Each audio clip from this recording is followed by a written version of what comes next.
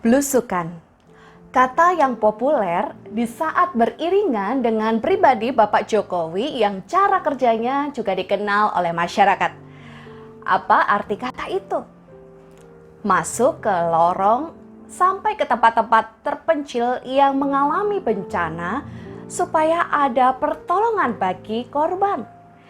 Kalau Bapak Jokowi sering belusukan di masa kini, Tuhan Yesus sudah terlebih dahulu belusukan ke tempat-tempat yang terpencil untuk mencari domba-domba yang tidak bergembala.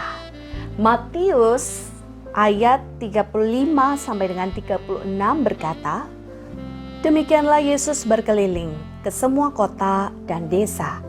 Ia mengajar dalam rumah-rumah ibadat dan memberitakan Injil kerajaan surga serta melenyapkan segala penyakit dan kelemahan."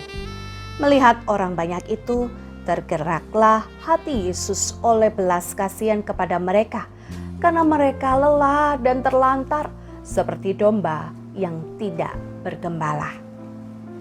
Bisa dibayangkan betapa menderitanya jika ada domba yang tidak bergembala. Kalau tidak ada gembalanya, siapa yang akan memberikan makan dan juga minuman bagi domba-domba itu? Apalagi domba itu adalah binatang yang lemah. Tanpa gembala, mereka ada di dalam kondisi bahaya, di mana banyak binatang buas yang bisa menerkam mereka. Sebaliknya, jika domba-domba itu ada di tangan gembala yang baik, mereka akan merasakan aman dan tenang.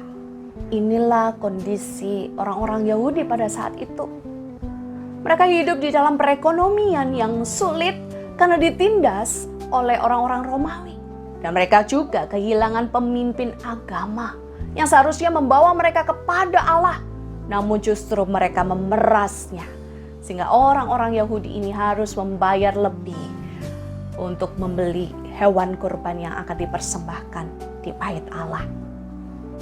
Nah saudara, ketika Yesus melihat kondisi orang-orang Yahudi ini, bagaikan domba yang tidak bergembala, lelah dan terlantar, maka tergeraklah hati Yesus dengan belas kasihan.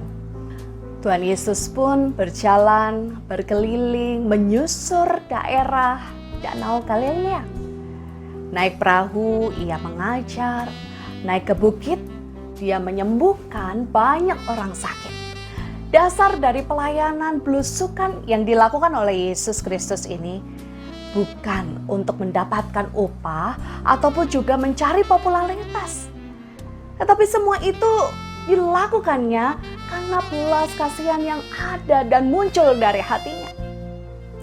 Kualitas pelayanan yang belusukan yang dilakukan oleh Yesus ini membutuhkan hati yang terbuka ketika melihat situasi dan kondisi yang membutuhkan pertolongan.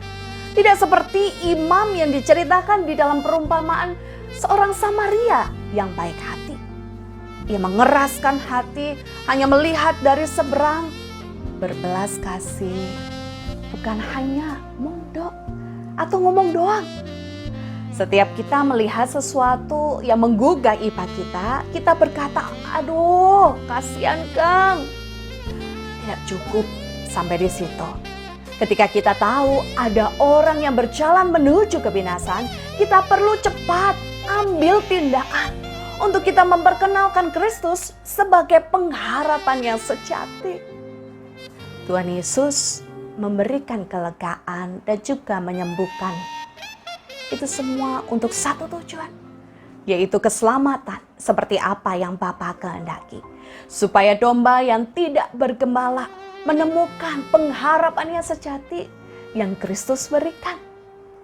Ayo, lembutkanlah hati dan ringankan tangan serta langkah kakimu supaya kita dapat memiliki kesempatan memperkenalkan Yesus sebagai pengharapan yang sejati bagi sesama. Kiranya Tuhan memakai setiap kita. Amin.